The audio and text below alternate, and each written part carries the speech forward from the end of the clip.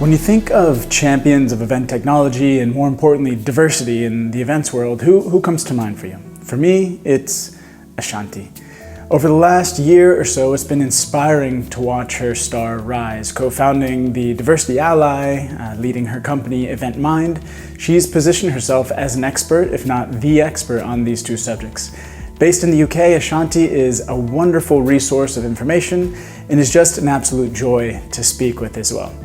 Today, we talk about how to choose the best event tech for your events and how you can begin to be more diverse in your organization. This is Jason Greenman. You're listening to Breakouts, the show where I invite the top professionals from around the world to come and share their stories with us. So, without further ado, I present you Ashanti. Hello, Ashanti. How are you? How are you, Jason? Thank you for having me. Thank you for coming on a Monday morning. You're very brave to do this early on a Monday morning, so I appreciate it. No problem.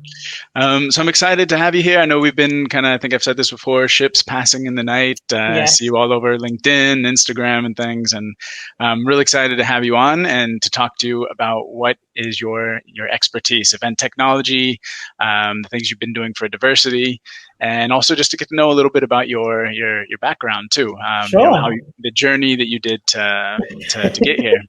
So maybe just to start off, could you let us know a little bit about who is Ashanti and how you've gotten to where you are today?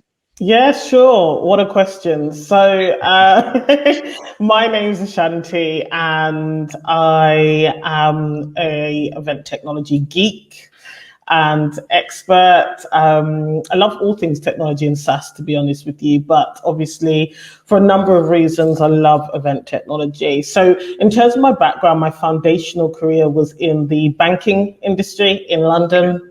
Wow.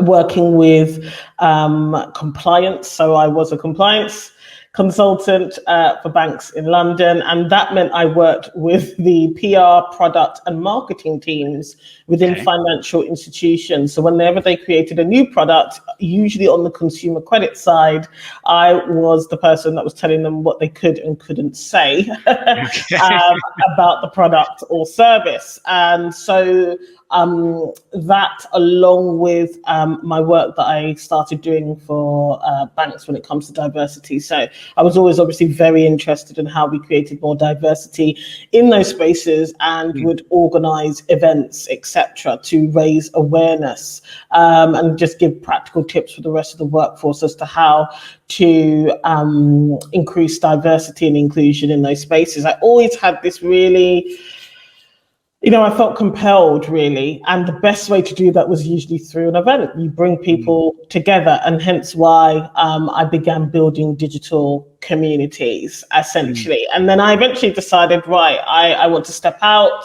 I want to start my own business where I have more control and decision-making powers over the types of events and who we target to attend these events. And so that's how Event Mind was born. Now, it's been 5 years now since I've been building digital communities for my own brand, but also obviously on behalf of clients. And back then when I was, young, and when you're just getting started as a young person, social media is the easiest and the free tool that you have at your disposal to be able to build these digital communities and hold digital events. And so that's why I've been doing that now for so many years, because it was super easy to do, super easy to sell during especially live streaming, and also back in the day. I know Facebook groups are still loved now, but 5 years ago, 4 years ago, Facebook groups were huge. You could run your live stream in your Facebook group, invite people on, etc. And there you had an online event which you could convert customers into a digital product, or maybe even coaching and consulting, which was my kind of gig back then. And so that's really how I got to this point, was working with bigger brands, bigger companies, helping them really understand how to leverage digital events. Okay, great. And one thing really important is you're still very young, Ashanti, yeah? I don't feel it so much anymore, because honestly, the young people, the legitimately young people, they're just brilliant in the way that they embrace these things and they leverage these things. And so I guess for me, in terms of event industry, years, I am very young, and I'm often the youngest person in the room usually. Until very recently, we've got some great young people coming up now in the industry, really making some waves. And so, yeah, but it is different. Sometimes if you're the only young person, you're the only young woman or young Black woman, which is super common for me. My perspective and outlook sometimes is very different to other people in the room. Sure. No, absolutely. Absolutely. And also, like you said, I think entrepreneurship and deciding to jump off on your own, it can take a toll on the years as well. So I feel you there. It's funny because just the other day, actually, I was asked to contribute on a Clubhouse panel, which is about careers. And, I was asked a question about this kind of journey from employee to entrepreneur. And I think it's hugely been glamorized. But what I said is it's like going from being an employee to employee squared. Because when you are running your own business, your clients are now your bosses, your employees are now your bosses. You become accountable to everybody else, even though you are supposedly leading your vision. That's a great point. I mean, you do not have less responsibility by any means. It's and especially if you're a good leader, you treat your employees the right way. Yeah, I totally agree. The mentality that they are, in some ways, you're there for them. You're serving them as well. And absolutely, it's employee squared. I like it. I like it. It's a good way of looking at it. So let's jump into some of the things that I know I don't want to take up too much of your time today. So let's jump straight into some of the things that I'm excited to talk to you about. And the number one is going back to Event Mind and the specialization in event technology. And so for the people listening, I think something I keep hearing people kind of struggling with is defining event technology, right? There's such a wide range and explosion of digitalization. I won't be able to edit that one out. And so how would you define event technology kind of in 2021? So I think that's a really great question. And I've said this before on LinkedIn. I think sometimes we get too caught up in definitions because it's not actually helpful at the end of the day. But what I would say is any technology, so any digital tool or software that helps you plan or deliver or produce an event, whether that event is taking place in person or it's taking place in a hybrid form, as we now describe it, or in a completely virtual environment. So it's any digital tool or software that enables you to plan, deliver, produce an event. Okay, fantastic. And so, I mean, in terms of categorizing, because another thing that's been really difficult for me personally is understanding how to categorize everything, no? Yes. When you start looking at these online platforms like Hopin or AirMeet versus the Zoom or StreamYard, or we've kind of all been thrown into this box really quickly, and there hasn't been time for us to all agree on the categorization of all these things. So I like the fact that, I agree, like maybe defining them is not that important because there's so many, and I think it's still kind of shaking out too, right? They're still trying to figure out what everything is. Exactly. They're all tools, and it really depends very much on a brand or company's budget, their tech level competence, what their users, audience, community, employees are already used to. I mean, you saw at the beginning of the pandemic, we started seeing people say, a webinar is not a virtual event. Now, of course, it never was. But it was positioned as such in the early days because that's all people had as a reference point. Right. But the fact is, no. But then can a webinar be an event? Yeah, it can be part of an event. Absolutely. You can make it feel like an event. Absolutely. And so I think, yes, overall definitions aren't that helpful sometimes, but at the same time, one of the things we recently did at Event Mind is we produced this infographic about the event technology sector, and we broke it up into understanding what the different sectors now are. So to your point, for example, you have webinar software, you have engagement tools, you have virtual event platforms, which is super specific within that. And then you've got, tools and software that were being used pre-COVID that have evolved or developed add-on features that can accommodate a hybrid event. And of course, go fully virtual. So I think it's more about the user cases than anything else. What is it being used for is probably more important than, what it is as opposed, Yeah. And I've seen you mention this a couple of times too on your socials that people, when they start thinking about event technology, they don't need to be thinking about, the category, like you said. What you need to be thinking about is, and I think you actually have a phrase, but I'll probably mess it up, so help me out. But something along the lines of don't worry about what you want, but start with what you need. Something like that. I'm a big one on that, honestly. I really believe in that.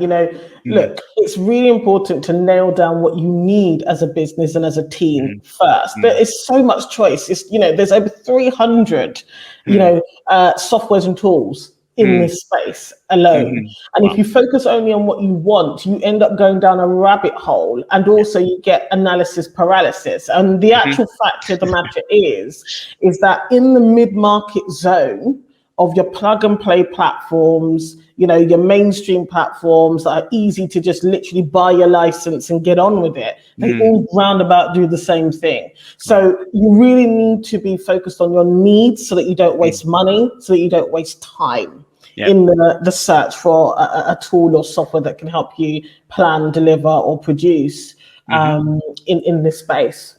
Okay. I love the analysis paralysis. I think that's extremely relevant. It's totally true. I mean, it'll take people weeks to make a decision on something because of the offer is so big. We're not in 2018 anymore where you had your 4 or 5 options, go with one or the other. Like, there really is, it's challenging to filter through the noise. Absolutely. And the thing is that, a 19-year-old who has any tech experience and desire can, from his bedroom now, create a interface, a wireframe that can host an event.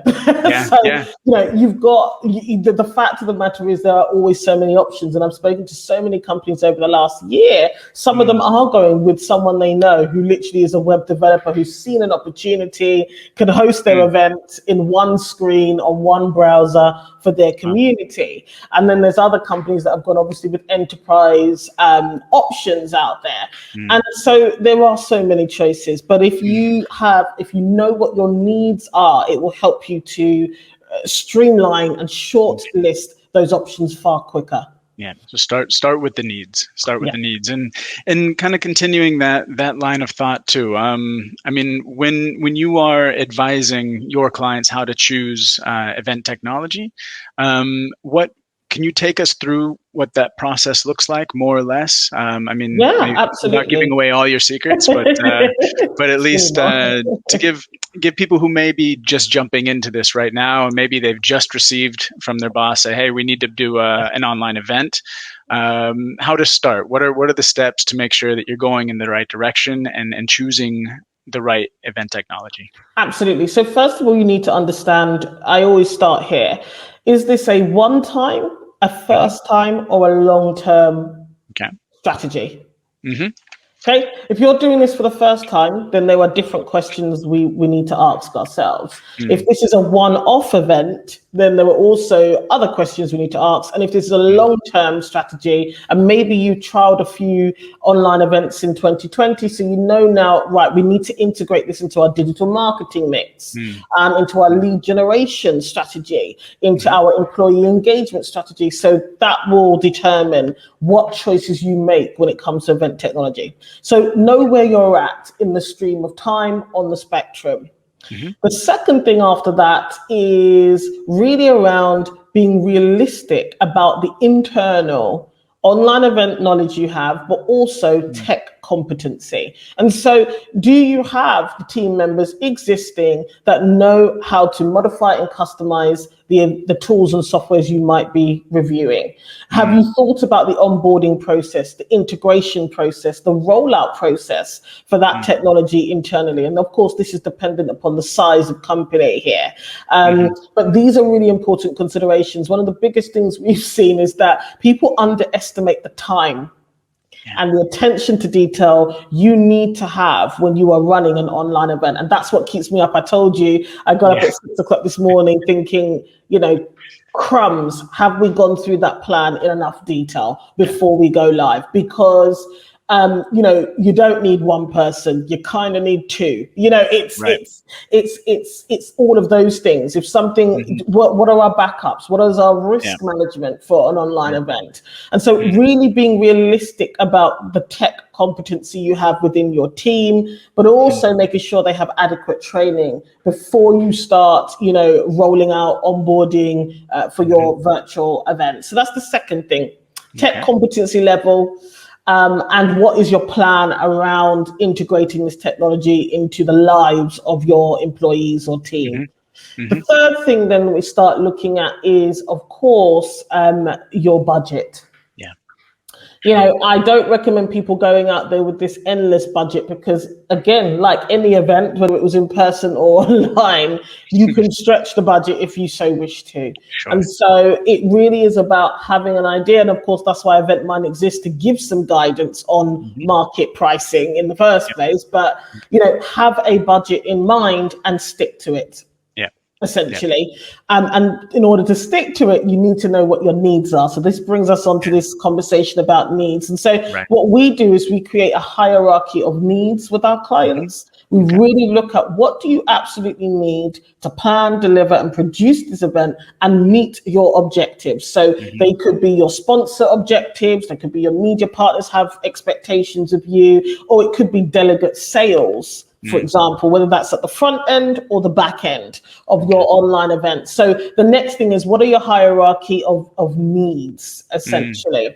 And then we take it from there. We go out and we do a platform search and select. So we have a database, as I say, of just over 300 companies, and we go out and we review and shortlist and make recommendations as to what the best platforms would be for that particular client. And we hold their hand and give them guidance on navigating, pricing, customer support, PCI compliance, all of those things that are really important to organizations right now as they try and figure out how they get online and also make it work.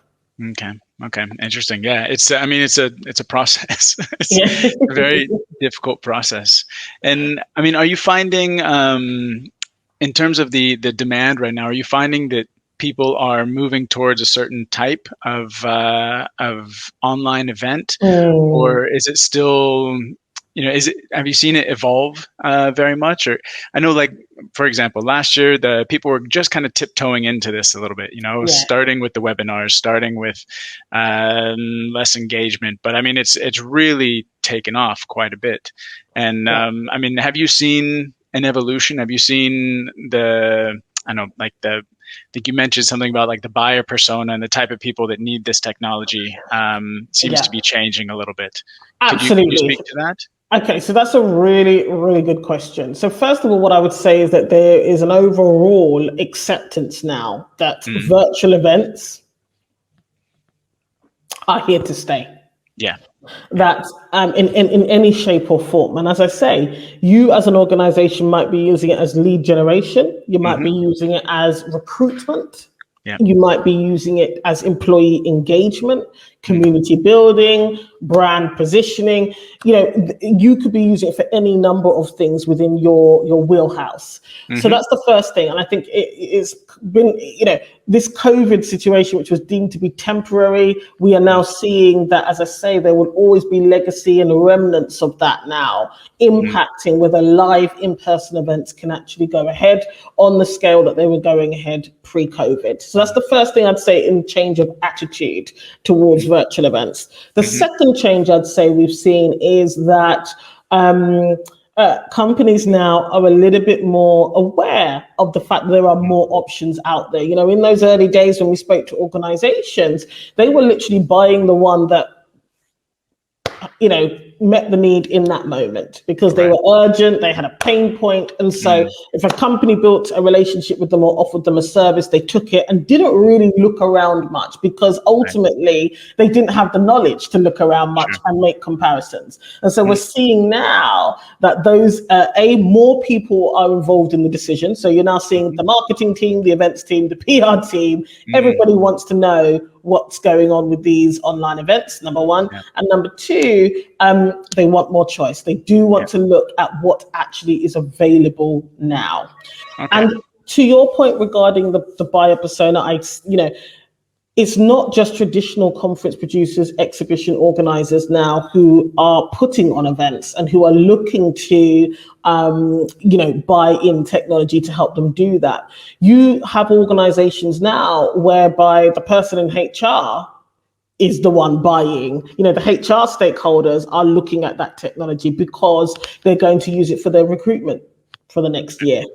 And so they may not have had any prior knowledge of event technology, but also they may not usually have been organizing the events for their organization or department. And so there's a different persona happening there because there is some education to be done alongside helping them actually make that purchase, to open their eyes to what exactly is possible. We're seeing far more small businesses launch online events and add that into their strategy as well. And as you know, in the kind of entrepreneur community, in the marketing, online marketing community, summits and virtual summits, etc., were really quite common before, but now with the explosion of event technology options and the accessibility of them as well, a company like Hopin, the fact of the matter is, because it is plug and play, lots of entrepreneurs who have communities and networks are using it to launch summits, and of course they're monetizing that.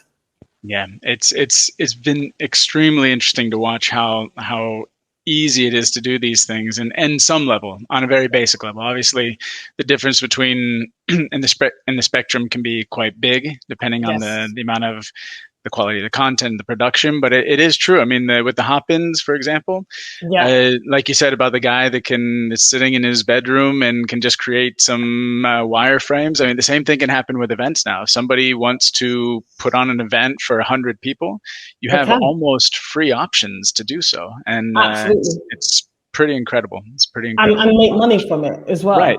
Yeah, and that's the other thing as well. So and this is the thing, if you maybe have had an event brand or concept that's been around for a long time and you haven't really embraced digital, you didn't do that in 2020, there are going to be some challenger brands now in your sector who are embracing technology and who are looking at, okay, how can we get our slice of the pie?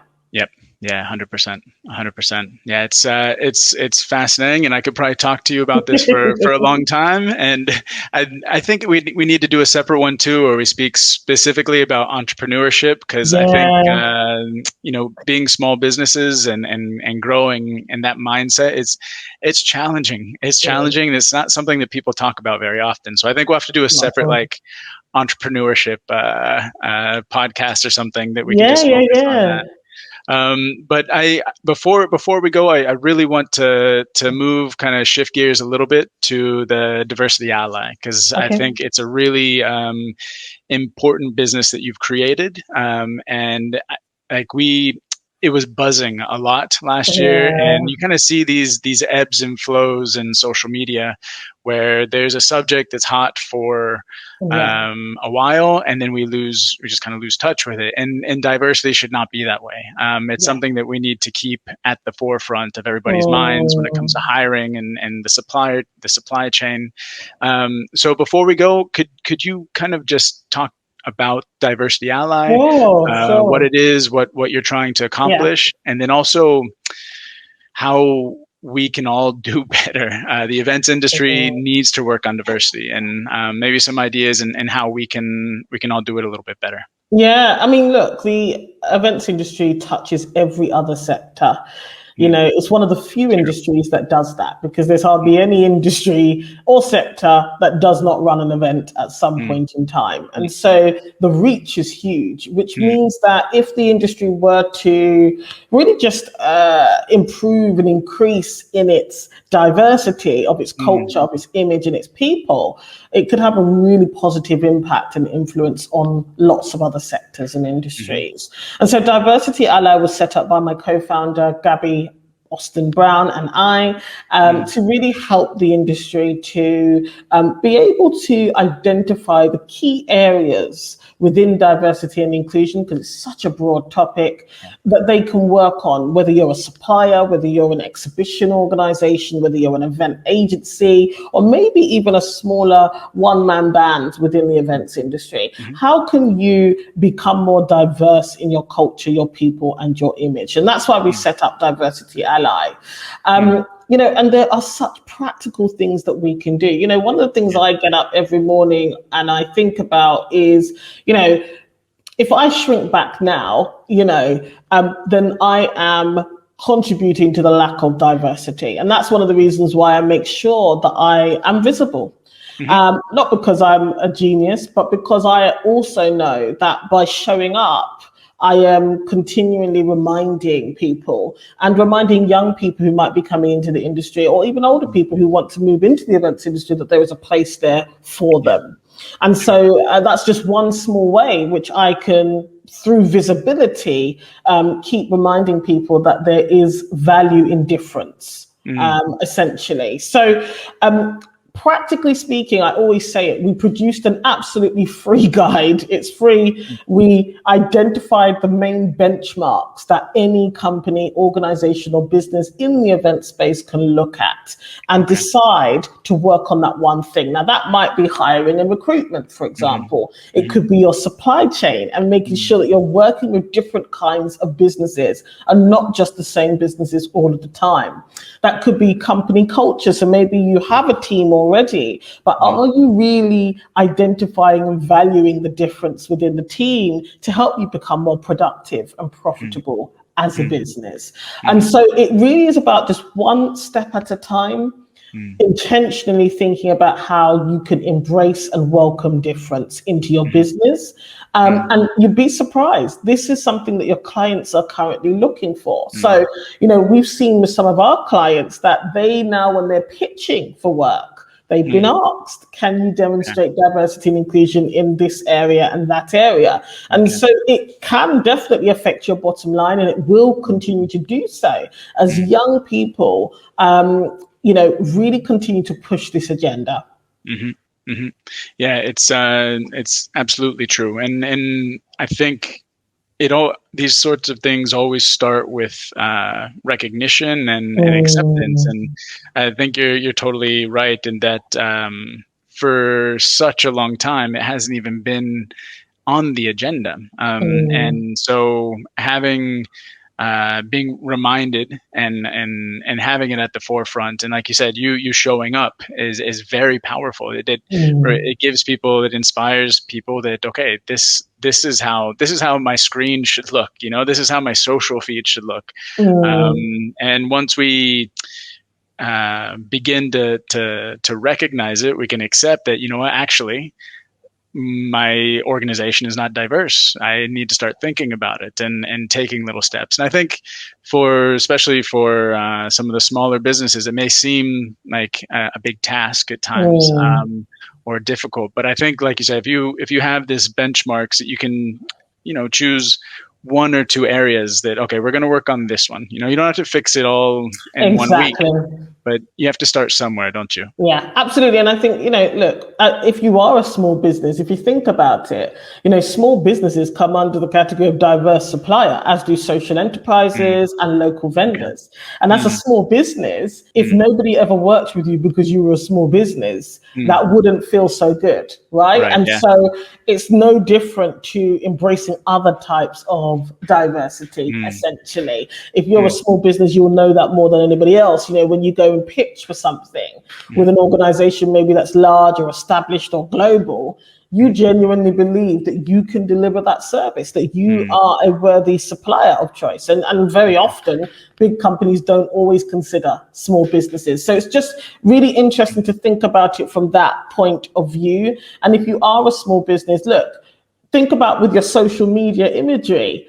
Is there diversity? Are you showing persons with disabilities? Are you showing persons of all ages? Are you showing persons of different races, for example? And you may not have organic imagery, maybe that you've taken on your own camera roll, but look on stock photo websites, buy in, and they're free, get people who look different to you and use them in some of your marketing collateral, and you'd be surprised at the way your audience responds to that.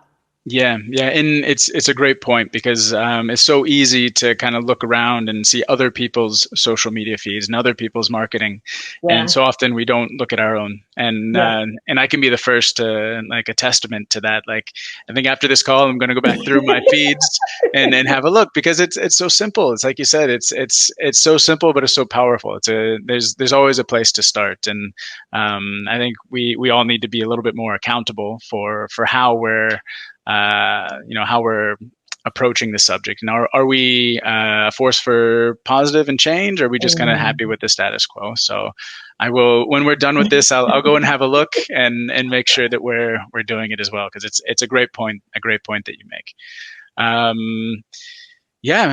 So for diversity, you've mentioned a couple of things. So we'll put them in the show notes, and so people can follow up. You said that there's a free paper, completely free guide that you can download that basically identifies the key benchmarks, the key pillars of being able to really improve diversity and inclusion within your business or organization. Fantastic. Okay, then we'll include the links to that so that so people have access to that and have a starting point essentially.